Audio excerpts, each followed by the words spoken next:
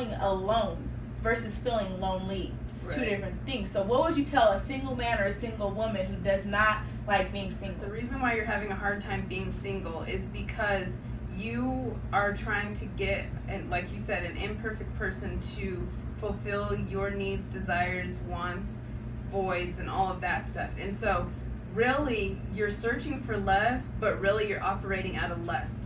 And so when you have to be with somebody in order to feel whole, in order to have companionship, in order to have happiness, in order to feel good enough, in order to get that validation, then all you're doing is you're using someone. You're not loving them at all.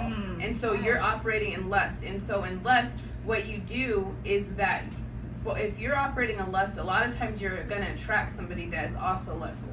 So what you guys are going to do is come together and consume and use one another and use everything you possibly can and take from each other instead of giving to each other, because love is giving. It's about looking on the needs of the other person. And as you're going back and forth and fulfilling good things for that person, because you're giving to that person out of the abundance of what you have from God.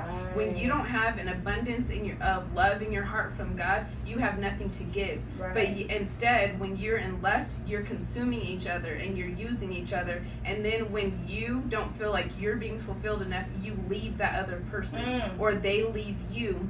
And when they leave you, they take parts of you and they leave you worse off than you were before. And so I stopped lying to myself that was the cycle that I was in. And I started seeking to actually know who God was, because God is love, and know what love actually is. And I started seeking to learn how to display love sincerely. And I started befriending people and not expecting them to be my friend back. And I started doing the right thing without expecting it to come back to me.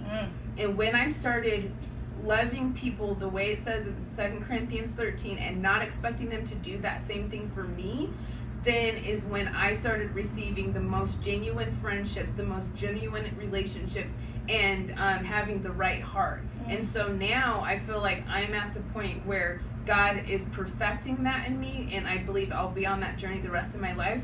But now I know that when God brings the right man into my life, that I will not be seeking to him to fill me up and to heal me and to do all these things that only God can do.